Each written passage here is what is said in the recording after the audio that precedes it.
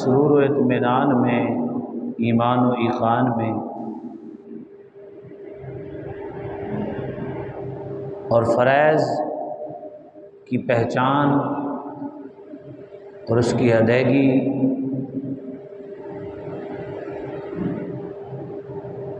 اور اللہ تعالیٰ اپنے حبیب صلی اللہ علیہ وآلہ وسلم کی محبت اور قرآن مجید کی معرفت ہم سب کو کامل طور پہ نصیب فرمائے۔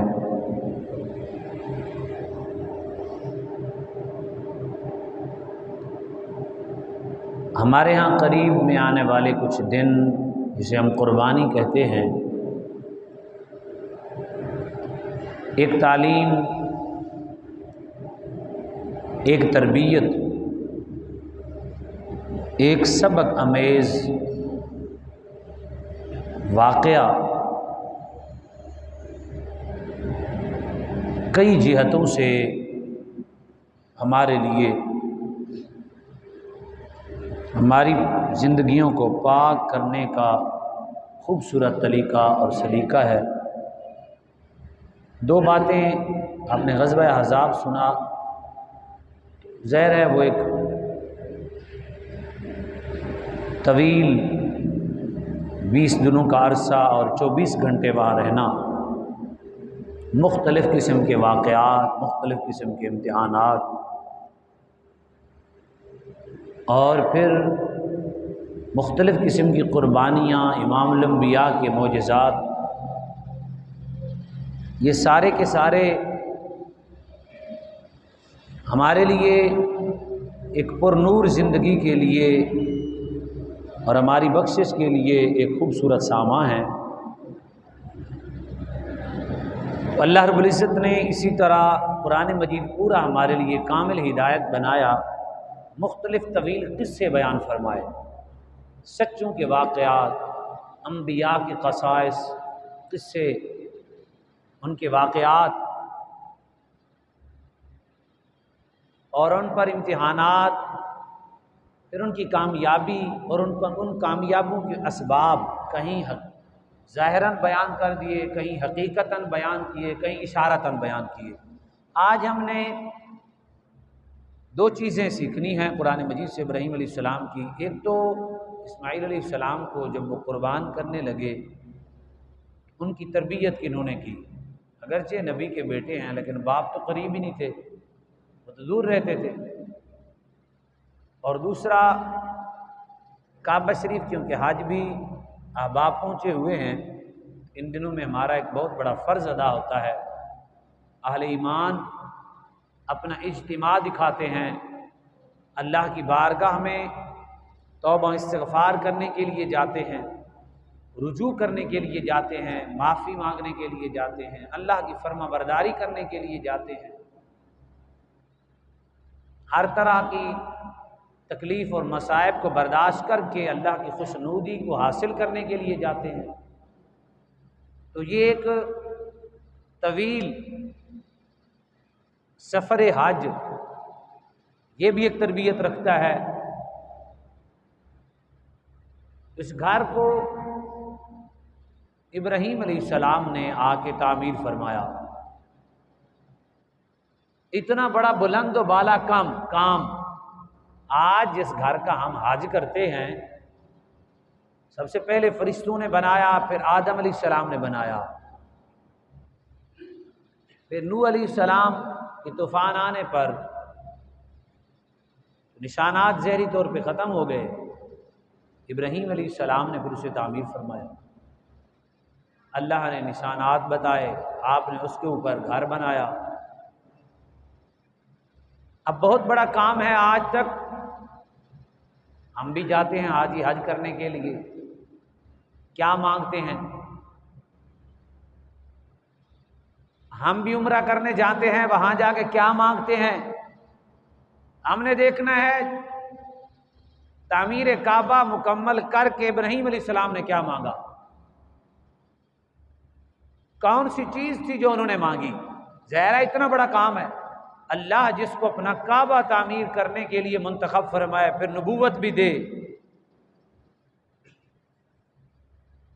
انہوں نے وہاں کیا مانگا، ان کے تعمیر کرنے کا انداز کیا تھا، تعمیر کرنے کے بعد اللہ سے کیا مانگا، پہلا مرحلہ ہمارا یہ ہے، ہم سوچیں گے، غور کریں گے اور اس پہ عمل کرنے کی کوشش کریں گے۔ ہم بھی وہی مانگیں گے، وہاں بھی یہاں بھی۔ اللہ کے پیغمبر نے، اللہ کے نبی نے، کیونکہ ہمارا دین دین ابراہیمی ہے، ہماری ملت ملت ابراہیمی ہے۔ حضور صلی اللہ علیہ وسلم مشکوٰۃ شریف میں حدیث ہے، حضور فرماتے ہیں انا دعوت ابی ابراہیم و بشری عیسیٰ ورأت امی انہ یخرج منہا نور اضاءت منہ قصور الشام، قصور الشام۔ فرمایا کہ میں ابراہیم علیہ السلام کی دعا ہوں، عیسیٰ علیہ السلام کی خوشخبری ہوں، اور میری ماں نے دیکھا ہے جب میری ولادت ہوئی تو شام کے محلات نور سے بھر گئے۔ مشکوٰۃ شریف میں حدیث پاک ہے۔ اب قرآن مجید ہے، اللہ تبارک و تعالیٰ نے فرمایا کہ وَإِذْ يَرْفَعُ إِبْرَاهِيمُ الْقَوَاعِدَ مِنَ الْبَيْتِ وَإِسْمَاعِيلُ، جب ابراہیم و اسماعیل علیہم السلام کعبے کی بنیادوں کو اٹھا رہے تھے،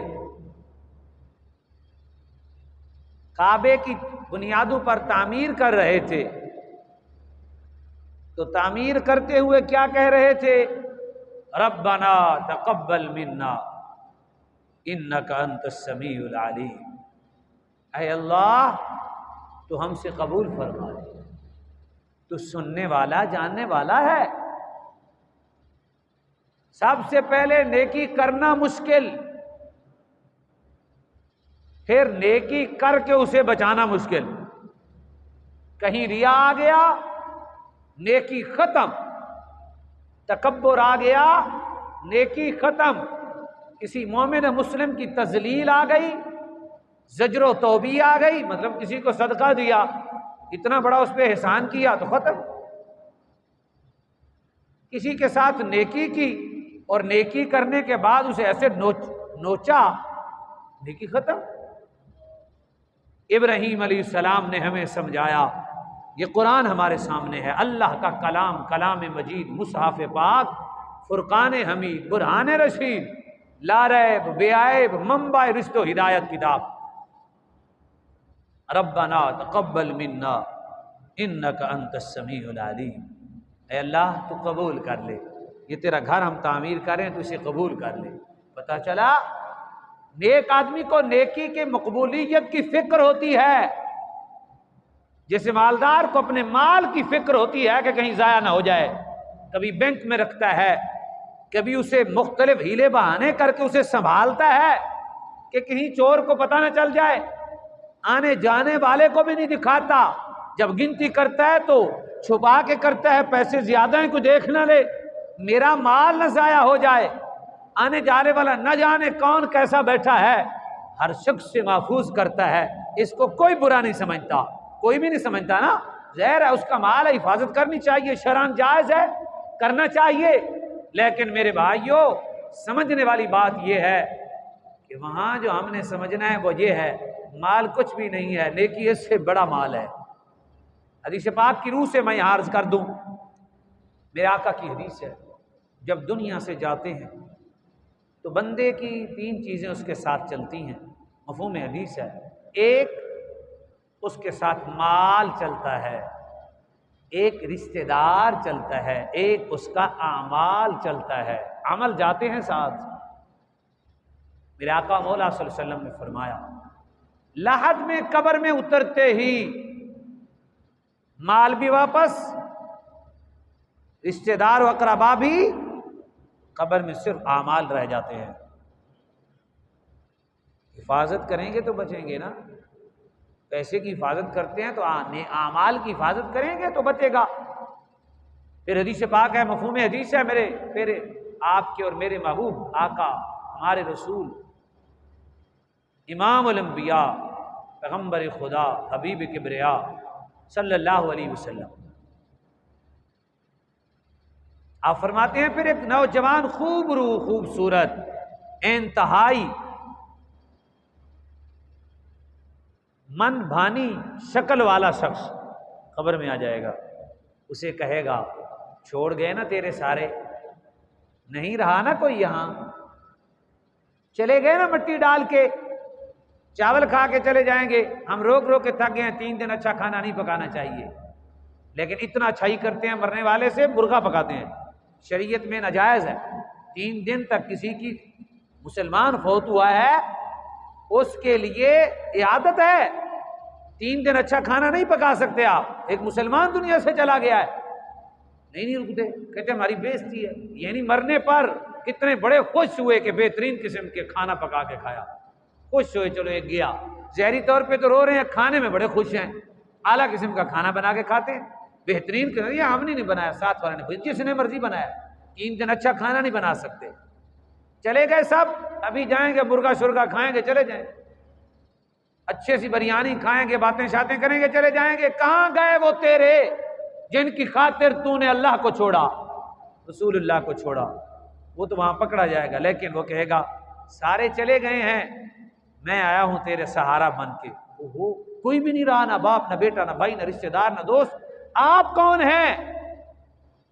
میرے آقا کی حدیث کا مفہوم ہے، وہ نوجوان شخص کہے گا تیرے سجدے، تیری نمازیں، تیری تلاوتیں، تیرا آہو بکا، تیری گریہ زاری، رب کی محبت، رسول اللہ کی محبت، طاعت و بندگی، تیری نیکیاں تو نے بڑی فکر کے ساتھ کی ہیں، بڑی فکر کے ساتھ بچائی ہیں، تو نے نیکیوں کو جوان رکھا بڑھاپے میں بھی، اللہ نے تیرا سہارا مجھے بنا کے بھیج دیا ہے، یہ مفہوم حدیث ہے۔ میرے بھائیو یہاں میں ایک مثال دے کے بات واضح کرنا چاہتا ہوں، بندہ جب کسی شہر میں جاتا ہے اس شہر کے مطابق لوازمات بھی لے جاتا ہے، مطلب آپ نے مری جانا ہے تو ٹھنڈک ہوگی تو آپ کیا کریں، 20 سوٹ لے جائیں ہوں گرمیوں والے تو گزارا ہو جائے گا؟ نہیں، اس علاقے کی ضرورت اس علاقے والی نہیں ہے، یہاں گرمی ہے، یہاں آپ بغیر کسی کپڑے کے بھی سو سکتے ہیں، وہاں رضائی ضرورت ہے، موٹے کپڑے ضرورت ہیں، جرسی ضرورت ہے، اگر کوئی مریض جاتے ہوئے کہے دیکھا جائے گا تو پھر یہی ہوگا جیسے پچھلی دفعہ ہوا ہے، برف گرے گی پتہ نہیں ہوگا کہ اس کو سنبھالنا کیسے ہے، گاڑی کو کھڑا کیسے کرنا ہے، اس کو بند کرنا ہے یا نہیں کرنا، روکنا کتنی دیر ہے، طریقہ کار کیا ہے، پھر ختم۔ یعنی بندہ جس علاقے میں جاتا ہے اس علاقے کے انتظامات کر کے جاتا ہے، بالکل احمق ہو وہ بھی کر کے جاتا ہے، اگر کر کے نہیں جائے گا دھوکہ کھائے گا، دھکے کھائے گا، تکلیف میں مبتلا ہوگا، مصائب میں مبتلا ہے گا، اس کے رونے دھونے کو کسی نے نہیں دیکھنا، وہاں تو ہر کی مسافر ہے بھائی، وہاں پہنچ گیا ہے، ارے مری جانے کے لیے تجھے سردی کے کپڑے درکار ہو گئے۔ ایک جہان میں جب دوسرے ملک میں بندہ جاتا ہے وہاں کی چیزیں ضروریات کچھ اور ہوتی ہیں، ہر ملک میں ضروریات الگ ہوتی ہیں۔ میرا عرض کرنے کا مقصد یہ ہے میرے بھائیوں، مرنے کے بعد بھی کچھ ضرورت ہے وہاں کے جہان کے لیے، جیسے مری کے لیے کپڑے موٹے ضرورت ہیں، وہاں ایک جہان ہے، موت کا ذائقہ چکھنا ہے آپ نے، بس مطلب یہ ہے کہ آپ یہاں سے گاڑی پہ بیٹھے کراچی چلے گئے، بس یہی بات ہے، آپ ادھر سے موت کا ذائقہ چکھا عالم برزخ میں چلے گئے، بس وہ بھی ایک عالم ہے، وہ ایک جہان ہے، اس جہان میں رہنا ہے، وہاں چیزیں ضرورت ہیں، قرآن کی تلاوت لے کے جانا، 5 وقت کی نماز لے کے جانا، اگر زکوٰۃ فرض ہو جائے تو ادا کر کے جانا، روزے سر پہ آ جائیں تو انہیں ادا کر کے جانا، ماں باپ کو تکلیف نہ دینا، ہمسائے کا حق نہ کھانا، حرام و حلال کی تمیز کر کے جانا، ملاوٹ نہ کرنا، وہاں یہ چیزیں بڑی ضرورت ہیں۔ کیوں؟ اگر نیکی کی اور اس میں ملاوٹ ہو گئی، کپڑے تو موٹے لیے لیکن جب مری میں کھولے تو پھٹے ہوئے تھے، پہننے کے قابل ہی نہیں ہیں، مہنگے تھے، شکل بڑی خوبصورت تھی، وہاں جا کے کھولا، بھائی یہ تو پہنوں گا میں اریاں ہو جاؤں گا، میرا جسم نظر آنے لگ جائے گا، پہنتا ہوں تب بھی تکلیف، نہیں پہنتا تب بھی تکلیف۔ میرے بھائیو ایسی نیکیاں نہ لے کے جانا جن کو سوراخ ہوں، جن کے اندر سوراخ ہوں، جو کسی کام کی نہ ہوں، جن کے اندر ملاوٹ ہو، ایسا حج کبھی نہ لے کے جانا جس حج میں مین کے غریب کے پیسے ہوں، جس حج میں غریب لوگوں کی رشوت کے پیسے ہوں، ایسا نہ لے کے جانا۔ وہاں ایک جہان ہے، اس جہان کے لیے فلوس چاہیے، اس جہان کے لیے درہم و دینار چاہیے، لیکن ہر علاقے کی ایک کرنسی ہوتی ہے۔ بتائیں آپ، ہم یہاں بیٹھے ہیں سمجھدار ہیں، اپنے پیسے یورپ میں چلا سکتے ہیں، عرب میں؟ وہی کرنسی جس علاقے میں جاؤ گے وہاں کی کرنسی چلے گی۔ مسلمانوں سن لو، کل نہ کہنا کسی نے نہ بتایا تھا، قبر میں دنیا کی کرنسی نہیں چلے گی، قبر میں قرآن کی کرنسی چلے گی، قبر میں سجدوں کی کرنسی چلے گی، قبر میں اعمال صالحہ کی کرنسی چلے گی۔ وہاں خوب پورے راستے کے لیے زاد راہ لے کے جانا، کہ وہاں اگر کوئی پوچھے بھائی آپ کے پاس پاسپورٹ ہے؟ جی ہے۔ فلاں چیز کیا کرنا ہے؟ آپ نے ڈرائیوری کرنی ہے؟ جی۔ وہ لائسنس نہیں ہے، وہ کہ اندر ہو۔ آپ ایک چیز لے کے ہیں، دوسری چیز کیوں نہیں لے کے آئے؟ آپ ایسے کیسے؟ آزاد تو لے کے نہیں آپ ویزا، تو آپ آزادی سے گھوم رہے ہیں۔ خیر ہے، لہٰذا اگرچہ آپ آ گئے ہیں، پہنچ گئے ہیں، لیکن پہنچ کر آپ کے لوازمات پورے نہیں ہیں۔ وہاں ہم پہنچ جائیں اور ایک نماز ہو، دوسری نہ ہو، تیسری ہو، چوتھی نہ ہو، اور ظاہر ہے پھر جو پڑھنے والے ہیں وہ پڑھ کے سنائیں۔ وہاں حضور آئیں گے، فرمان کے چھٹ دے ہوئے تھے میرا ہے، جنہوں نے حضور کے ساتھ 23 سال گزارے اور ہر طرح کی تکلیف برداشت کی، اور جو رسول اللہ کو روزانہ وضو کرواتے تھے، حضرت ربیعہ رضی اللہ تعالیٰ عنہ عرض کی یا رسول اللہ، حضور نے فرمایا سل ربیعہ، مانگ کیا مانگتا ہے؟ حضور نے فرمایا، اس نے عرض کی حضور آپ کی رفاقت مانگتا ہوں، جنت میں خدمت مانگتا ہوں۔ میرے آقا نے فرمایا بات تو پکی ہو گئی، ایک کام تم بھی کرو۔ یا رسول اللہ کون سا؟ فرمایا سجدوں سے میری مدد کرتے رہنا، سجدوں سے میری مدد کرنے۔ اے سننے والے مسلمان بھائیوں، ہم ہر ملک کی کرنسی لے کے جاتے ہیں، کیا کبھی سوچا قبر کی کرنسی ہم نے جمع کی؟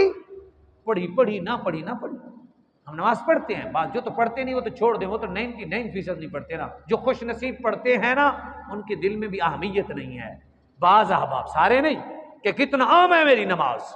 بھائی یہ تو دنیا کی کرنسی ہے، میں دکان پہ بیٹھا ہوں، یہ تو یہاں چلے گی، ابھی جس کا وقت ہوا ہے یہ قبر میں چلے گی، اور یہاں کی ضرورت ہے، میں نے 3-4 گھنٹے دیے، اب وہاں کے لیے مجھے آدھا گھنٹہ چاہیے، میں دے کے آؤں گا تاکہ وہاں کی تیاری بھی خوب رہے۔ یہ جملہ اللہ کے کلام کا بڑا عظیم ہے۔ موت کا ذائقہ چکھنا ہے، موت کا میرے بھائیوں ذائقہ اچھا بنا لینا، ذائقہ اچھا بنا لینا۔ ہنڈیا میں ذائقہ اچھا کے طلبگار اور کھانے میں اچھے ذائقے کے طلبگار جو ہوتے ہیں وہ مصالحہ جات پورے ڈالتے ہیں، اشیاء جتنی ضرورت ہوتی ہیں وہ ساری دیتے ہیں۔ لوازمات کے بغیر اگر ٹانگ کے اوپر ٹانگ رکھ کے کہے کہ جناب ذائقے نہیں ہے، وہ کہ بتا دیا کیا نمک مرچ کے علاوہ ذائقہ کس چیز کا آئے گا؟ چیزیں جو لوازمات تھی وہ پوری کی ہیں، وہ تو پوری نہیں ہوئی، اس نے کہا پھر جو تھا میں نے پکا دیا ہے، ذائقہ اچھا لگے یا نہ لگے ہم نے پکا دیا ہے، ہم نے کہا تھا یہ ضرورت ہے۔ میرے آقا مولا صلی اللہ علیہ وسلم کی کتنی عظیم حدیث ہے۔ قبر میں جاتے ہی رسول اللہ کے بارے میں پوچھا جائے گا کہ حضور کی زندگی تم نے مکہ بھی سنا، مدینہ بھی سنا، کیا کہتے تھے، کیا کہا کرتے تھے، کیا زبانوں پہ جاری تھا حضور کے دین کے بارے میں، حضور کی اداؤں کے بارے میں، حضور صلی اللہ علیہ وسلم کے اقوال و احوال و افعال کے بارے میں، حضور کے بیٹھنے اٹھنے چلنے پھرنے کے بارے میں کیا کہا کرتا تھا؟ کہتے ہم نے تو یاد ہی نہیں کیا، ہم نے تو یاد ہی نہیں کیا۔ میرے بھائیوں ہم مسلمان ہیں، بڑی سمجھنے والی باتیں ہیں، اگرچہ کچھ کڑوی ہوتی ہیں، لیکن آپ کو پتہ ہے اس وقت جو زمانہ چل رہا ہے کڑوی چیزیں زیادہ فائدہ مند ہیں، میٹھا اس وقت مضر ہے، روحانی طور پہ بھی جسمانی طور پہ بھی۔ اس وقت جو بندہ ان لوگوں کو شفاعت سنائے گا جو سامنے بیٹھے ہوئے بے نمازی ہیں ان کو سنا رہا ہے، حضور فرمائیں گے جھڑ دے ہوئے تھے میرا ہے۔ اچھا اس کا مطلب یہ اور دلیر ہو جائیں تاکہ جو نہیں پڑھتے، جو ایک آدھ پڑھ لیتے تھے جمعے کے دن وہ بھی چھوڑ دیں، حضور نے فرمایا چھڑ دے میرا ہے۔ تو میرے اللہ کے پیغمبر، میرے پیارے نبی کے باپ ابراہیم علیہ السلام فرما رہے ہیں ربنا تقبل منا، نیکی کرنا اسے سنبھال لینا، نیکی کرنا اس کی حفاظت کرنا۔ میں نے نماز پڑھی ہے، کوئی کمی رہ گئی ہے؟ پیسے ایک دفعہ گنتی کیتے تھوڑا یا ذہن شک پہ پھر دوبارہ گنتی کیتے، وہاں میں 10 روپئے آ لیں، 10 روپئے گھاٹ نہ ہوں، 1000 روپے والے ہیں تو اس کو زیادہ ہم تلقین کے ساتھ، تعلیم کے ساتھ، غور و فکر کے ساتھ کرتے ہیں۔ میرے بھائیو یہ برا نہیں ہے، یہ کاروبار ہے، شریعت کہتی ہے جائز و مباح کمائیں، لیکن ہم نماز میں بھی ایسا خیال کریں نا، کھڑے ہوئے اگلے دن گنتی کریں ہم نے نماز پڑھی تھی، کتنی فکر اور سوچ ہماری نماز میں تھی، کتنی فکر اور سوچ بہر تھی، ہم ذرا نماز میں اور فکر لگائیں تاکہ کم از کم آدھا گھنٹہ یا رب ہو یا میں ہوں، انسان ہے بھولے گا، شیطان اس کے پاس آئے گا، لیکن یہی کامیابی ہے کہ وہ تقاضا کرتا رہے، محنت کرتا رہے، محنت کرتا رہے، کوشش کرتا رہے۔ تو ابراہیم علیہ السلام نے کعبہ بنانے کے بعد جو دعا مانگی وہ یہی مانگی، اے اللہ تو ہم سے قبول فرما لے، یعنی نیکی کر کے پھر کہنا یا اللہ تو ہم سے قبول فرما۔ نیکی کبھی کسی کی خاطر نہیں کرنی، اگر آپ کسی کی خاطر کریں گے تو وہ تو آپ کو دھکے ہی دے گا، آپ نے رب کی رضا کی خاطر کرنی ہے، کسی کو صدقہ دینا ہے، خیرات دینی ہے، کسی کو راستہ بتانا ہے، کسی سے تعاون کرنا ہے، کسی سے اچھائی کرنی ہے، آپ نے اس کے لیے کرنی نہیں۔ جب آپ اس کے لیے نہیں کریں گے، جس کے لیے کریں گے وہ سارے کام بن جائیں گے۔ یا میں چھوٹی سی مثال دیتا ہوں، حضور سیدی غوث پاک رضی اللہ تعالیٰ کے پاس ایک شخص آگے آگے بیٹھ کے تقریر سنتا تھا، کسی وجہ سے رہ گیا وہ بیچارہ، تو آیا روتے ہوئے کہنے لگا حضور وہ آپ کی پر نور خطاب قلب کے اندر اترتا تھا، پورے 8 دن میں کیفیات میں، میں سرور میں، میں اطمینان میں 8 دن گزار لیتا تھا، نماز میں لذت، ذکر و فکر میں چاشنی اور التفات اور شریعت کی چاہتیں میرے اندر ہوتی تھیں۔ اس دفعہ میں آپ کی تقریر سے رہ گیا ہوں، بڑا نادم و شرمندہ ہوں اور بڑی دکھ اور تکلیف و غم و حزن میں ہوں، اور اس کا کوئی مداوع ہو سکتا ہے؟ آپ نے فرمایا بیٹھ جائیں۔ بیٹھ گیا، جتنے لوگ تھے سلام لیا چلے گئے، آپ نے فرمایا آ جائیں، بیٹھے، آپ بھی بیٹھ گئے۔ آپ نے نحمدہ ونصلی ونسلم علی رسولہ الکریم، آپ نے خطبہ پڑھا، خطبہ پڑھ کے اللہ کا کلام تلاوت کیا، کرنے کے بعد تقریر شروع کر دی، نصیحت کرنا شروع کر دی، ایسے کرو ایسے کرو، اللہ ایسے کہتا ہے، رسول اللہ کا فرمان یہ ہے، جنت ایسے ہے، جہنم ایسے ہے، حساب و کتاب ہوگا، حشر و نشر ہوگا، تیاری کرو، تھوڑی سی زندگی ہے، بس ختم ہو گئی، آنے والے لمحات تھوڑے رہ گئے۔ تقریر اس نے سنی، وہ ایسے اتراتا رہا، خوش ہوتا رہا اور دل اس کا پر نور ہوتا رہا۔ ظاہر ہے باعمل شخصیت غوث پاک کی تقریر تھی۔ جب آپ نے کہا وما علینا الا البلاغ المبین وما توفیق الا باللہ، اس نے کہا میرے لیے اتنا خوش بخت و بلند بخت، اتنا میرا مرتبہ اور مقام، میرے لیے آپ نے تقریر کی؟ سیدی غوث پاک نے فرمایا نہیں، ہم نے پہلے بھی ایک کے لیے کی تھی، اب بھی ایک کے لیے کی ہے۔ بات بڑی سمجھنے والی ہے، ہم نے پہلے بھی ایک کے لیے تھی، لاکھوں کا مجمع تھا، لیکن ہم نے پہلے بھی ایک کے لیے کی ہے، اب بھی۔ اور یار جہان کے لیے نہیں، ایک کے لیے نیکی کرنا، جہان کے لیے نہیں، ایک کے لیے۔ جب آپ ایک کے لیے کریں گے پھر کسی کو تانا ہی نہیں دیں گے، پھر کسی کی تکلیف پہ آپ کو کچھ نہیں ہوگا، بھی کوئی گل نہیں، میں تیرے واسطے کیتی نہیں، جنی مرضی دل کر دے دے تکلیف، جو جی چاہتے مجھ سے انتقام و بدلہ لے لے، آپ کی مرضی ہے۔ میں نے نیکی اپنے رب کی رضا کے لیے کی ہے، میں نے ایک کے لیے کی ہے۔ تو اللہ کے پیغمبر ابراہیم علیہ السلام ربنا تقبل منا انک انت السمیع العلیم، تو علیم بھی ہے سمیع بھی ہے، میری دلوں کی چاہتوں کو جانتا ہے، اندر کے ارادوں کو جانتا ہے، میرے دکھوں کا اور تکلیف و مصائب کو جانتا ہے۔ انک انت السمیع العلیم، انت سمیع العلیم، تو تو سمیع ہے اور تو تو جناب علیم ہے، تو پاک پروردگار ہے۔ قبول کر لینا یہ تعمیر کعبہ، قبول کر لے۔ یہ قبولیت کے بعد دعا مانگی، یا اللہ ربنا وجعلنا مسلمین لک ومن ذریاتنا امۃ مسلمہ لک، فرمایا کہ اپنے لیے امت مسلمہ میری اولاد میں بنا دے، ہم دونوں کا ہمیشہ فرما بردار بنا دے، مسلمین سر جھکانے والا بنا دے، وَأَرِنَا اور ہمیں دکھا مناسکنا، حج کے طریقے، ہم نے حج کیسے کرنا ہے، وَتُبْ عَلَيْنَا اور ہمارے اوپر توجہ بھی فرما، ہمارے اوپر رحمت بھی فرما، ہمارے اوپر کرم بھی فرما، قبول بھی کر، مسلمان بھی رکھ، میرے آنے والی نسلوں کو بھی مسلمان بنا دے، میری نسل میں امت مسلمہ پیدا فرما دے، اور مجھے بھی اور میرے بیٹے کو بھی مسلم رکھ۔ یا اللہ ہمیں حج سکھا دے کیسے کرنا ہے، اور ہمارے اوپر ہمیشہ کرم کی نگاہ رکھ دے۔ وَتُبْ عَلَيْنَا توجہ رحمت فرما، ہمارے اوپر توجہ فرما، ہمارے اوپر رحمت فرما، رجوع فرما، انک انت التواب الرحیم۔ اللہ اکبر، کام کیا کیا؟ اللہ کا گھر بنایا، اور تو تواب ہے، توبہ قبول کرنے والا ہے، تیری رحمت بڑی ہے، تیری عطا بڑی ہے، تو بڑا کریم و رحیم اور رحمان ہے۔ یہ دعا کرتے کرتے پھر ربنا وابعث فیہم رسولا منہم، جو تو نے امت مسلمہ بنانی ہے اس میں سے مجھے وہ رسول بھی عطا فرما دے۔ روایت اس طرح ہے کہ آپ نے جب کعبہ تعمیر کر لیا تو تعمیر کعبہ کے دوران قبیلہ بنو جرہم کے لوگ آئے، انہوں نے کہا گھر بن گیا؟ آپ نے فرمایا ہاں۔ تعمیر کعبہ جب ہوئی تو آپ نے فرمایا بھائی بات یہ ہے، اس گھر کو آباد کرنے والا ایک نبی آئے گا، آخری نبی۔ قبیلہ بنو جرہم نے کہا ان کی شان کیا ہے؟ آپ نے پھر شان بیان کی، ان کی عظمت یہ ہوگی، فلاں فلاں شہر میں رہیں گے، اس شہر میں آ کے رہیں گے، ولادت ہوگی، پھر ہجرت کریں گے، پھر سفر کریں گے، پھر یہ جنگیں ہوں گی، یہ تکلیفیں ہوں گی، ان کے صبر کا عالم یہ ہوگا، ان کے تحمل کا عالم یہ ہوگا، ان کی رحمت کا عالم یہ ہوگا، ان کی عطائیں ایسی ہوں گی، ان کے معجزات ایسے ہوں گے، ان کے صحابہ ایسے ہوں گے، ان کے اہل بیت ایسے ہوں گے، ان کے خلفاء ایسے ہوں گے، وہ قرآن ایسے پڑھتے ہوں گے، ان کی زندگی ایسے ہوگی، وہ اشارہ کریں گے چاند ایسے ہو جائے گا، سورج ایسے ہو جائے گا، ان کی دعاؤں کا عالم یہ ہوگا۔ نے کہا بڑا مقام ہے، بڑا مرتبہ ہے اس آخری نبی کا، اس کے بعد نبی نہیں آئے گا؟ نا نا نا نا، خاتم النبیین ہوں گے، کوئی نبی نہیں۔ انہوں نے کہا آپ دعا نہیں مانگتے، اللہ آپ کی نسل میں بھیج دے۔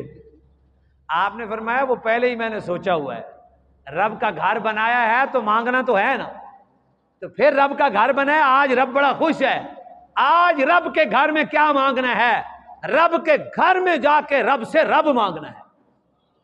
یہ طریقہ ہے، رب کے گھر میں جا کے سائیکل نہیں مانگنی، موٹر سائیکل نہیں مانگنی، گڈی تے پلاٹ نہیں مانگنے، رب کے گھر میں جا کے رب مانگنا ہے۔ اگر رب مل گیا تو سارا جہان مل جائے گا، رب مل گیا تو رب کے گھر میں جا کے رب مانگنا ہے۔ یہ ہے ابراہیم علیہ السلام کا طریقہ، یہ ہے ابراہیم علیہ السلام، اللہ کے گھر میں جا کے اللہ کو مانگو۔ تیرے گھر میں آ گیا ہوں، یا اللہ تو 70 ماؤں سے زیادہ پیار کرتا ہے، میں بھکاری، میں گنہگار، میں سیاکار، میں تیرا نافرمان، میں تیری بارگاہ کا باغی آ گیا ہوں، معافی مل سکتی ہے؟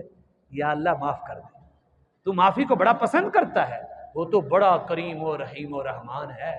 وہ تو ایک فرماتا ہے، حدیث پاک میں مشکوٰۃ شریف میں حدیث ہے، اگر کسی کا خوف خدا میں آنسو نکلے اور وہ ایک قطرہ ہو، رب فرماتا ہے مجھ سے پوچھو اس قطرے کی قیمت کتنا ہے؟ رسول اللہ نے فرمایا اللہ کو سارے جہان سے محبوب وہ قطرہ ہے، وہ جو اس کے خوف سے نکلا آنکھ سے۔ حدیث پاک ہے، قدر دیکھیں آپ کے آنسوں کی قدر رب کی بارگاہ میں کتنا، کہاں جہان، کہاں جہان کا حسن، کہاں جہان کی سلطانیاں اور بادشاہیاں، کہاں جمال و کمال، اور کہاں آپ کا ایک نکلا ہوا آنسو۔ کئی بزرگ روتے اور چہرے پہ آنسو لگتے تو پوچھتے ہی نہ، لوگ پوچھتے کیوں؟ فرماتے یہ میرے رب کو بڑا محبوب ہے، میرے چہرے پہ گھومے گا جہنم سے میرا چہرہ بچ جائے گا، یہ آنسو میرے رب کو بڑے ہی محبوب ہیں۔ پھر دعا مانگی ربنا وابعث فیہم، ایک رب کو، رب کے گھر میں جا کے رب کو مانگنا ہے۔ یہ طریقہ ہمیں کس نے بتایا؟ ابراہیم علیہ السلام نے۔ اس کی بارگاہ میں جانے کا طریقہ مانگنا ہے، تیری بار اپنے لیے جانے کے راستے کھول دے، وہ طریقے کھول دے، سہل و آسان کر دے، ہم نے تیری بارگاہ میں آنا ہے۔ اور پھر دوسرا کیا مانگنا ہے؟ فرمایا ربنا وابعث فیہم رسولا منہم یتلو علیہم، فرمایا ان میں ایک رسول عطا فرما دے، میری امت، میری نسل میں ایک امت مسلمہ بنا دے، امت مسلمہ میں وہ آخری رسول عطا کر دے۔ یعنی کیا مانگنا ہے مسجد میں؟ دو ہی چیزیں، ابراہیم علیہ السلام کی تعلیم ہے، کیونکہ ہم نے قربانی کرنی ہے نا، رب سے کیا؟ قربانی میں بھی یہی ہے، بالکل قربانی سے رب کو مانگنا ہے، رب سے رب کو مانگنا ہے، رب سے رب کو مانگنا ہے۔ اللہ کی شان ہے، ہر چیز رب سے مانگنی ہے، لیکن سب سے زیادہ رب کو رب سے مانگنا ہے۔ یا اللہ تیری محبت، میں نے سنا ہے تیری محبت میں بڑی لذت ہے، تیری محبت میں بڑی چاشنی ہے، تو نے اپنے محبوب کو بھی وہی عطا فرمائی، تو نے انبیاء کو وہی محبت دی، اسی میں انبیاء کی شانیں ہیں، اسی میں رسولوں کے مقام اور مراتب ہیں۔ یا اللہ وہ محبت کے قطرات مجھے نہیں مل سکتے، مجھے بھی دے دے، میں دنیا کی محبت میں گرفتار ہوں، کبھی ملک کو دیکھتا ہوں، کبھی مال و متاع کو، کبھی رشتہ داریوں، کبھی اقربا کو، کبھی گاڑیوں، کبھی محلات کو، میں کبھی کدھر نگاہ کرتا ہوں، کبھی یہ میری نگاہیں گھومی جا رہی ہیں، ذرا تیرا حسن نہیں نصیب ہو سکتا؟ تو بھی اپنا حسن عطا فرما دے، تو اپنی قربت دے دے۔ مالک تیرے اس جہان کی قربت میں یہ اتنی التفات و مانوسیت ہے، تیری ذات و صفات میں کتنی برکات ہوگی۔ تجھ سے تجھی کو مانگتا ہوں، یا اللہ اس دعا کو قبول فرما لے۔ اور دوسرا جو جا کے مانگنا ہے، پھر دوسرا اس سے جو مانگنا ہے وہ رسول ہے، رب سے رب کا محبوب مانگنا ہے، رب سے رب کا محبوب مانگنا ہے، اس کی ادائیں میرے جسم پہ لاگو ہو جائیں، اس کی طرز زندگی، اس پاک محبوب کا اسوہ حسنہ، اس کا بیٹھنا پاک اور اٹھنا پاکیزہ، اس کے خوبصورت احوال و اقوال و افعال۔ یا اللہ یہ مہینہ آنے والا جو ہے ابراہیم علیہ السلام نے یہی مانگا ہے، ہم نے سنا ہے، اور تو بھی کرم نہیں کر دیتا، ہمیں عطا فرما دے۔ تو اللہ سے اللہ مانگنا ہے، اللہ سے اللہ کا محبوب مانگنا ہے۔ ربنا وابعث فیہم رسولا منہم یتلو علیہم آیاتک، فرمایا وہ جو تیرا آخری رسول آئے گا تیری آیات کو تلاوت کرے گا، وَيُعَلِّمُهُمُ الْكِتَابَ وَالْحِکْمَةَ، اور کتاب و حکمت کی تعلیم دے گا، وَيُزَكِّيهِمْ، انہیں پاکیزگیاں دے گا، روح بھی پاک کرے گا، جسم بھی پاک کرے گا، کیونکہ وہ تو انہوں نے مانگا تھا، ہم نے مانگنا ہے یا اللہ ہمیں تو نے رسول دیا ہے، اس کی ادائیں بھی عطا کر دے، تو نے انہیں کتاب و حکمت دی ہے، ہمیں بھی اس سے نور عطا کر، تو نے اسے پاکیزہ کرنے کی قوت دی ہے، ہماری روح کو بھی پاک فرما دے، وہ پاکیزگیاں ہمیں نصیب فرما دے۔ یا اللہ صبح و شام رات کو تیرے محبوب کھڑے کھڑے تیرے کلام کی تلاوت کرتے، پنڈلیوں پہ سوزش آ جاتی، انگوٹھے سردیوں کی وجہ سے پھٹتے، پانی نکلتا، میں تیری بارگاہ میں حاضر ہوں الہی، میں نے کبھی اس قدر التفات و توجہ کے ساتھ، محبت و استغراقیت کے ساتھ اس قدر میں نے قرآن کی تلاوت نہیں کی، جھولی پھیلا کے مانگنے والا سائل و بھکاری ہوں، مجھے قرآن کی تلاوت کی وہی خلوص عطا کر دے جو تو نے مصطفیٰ اور حبیب کے صحابہ و اہل بیت کو عطا کیا تھا، وہ قرآن کی ادا دے دے، وہ محبت عطا فرما دے، وہ طریقہ عطا فرما دے قرآن مجید سے۔ تو ہمیں اللہ رب العزت نے آج کی جو تعلیم ہے وہ یہی ہے، قربانی کرتے ہوئے بھی اور ان دنوں میں رب سے رب کو مانگے اور رب سے رب کا رسول مانگے۔ وآخر دعوانا الحمدللہ رب العالمین۔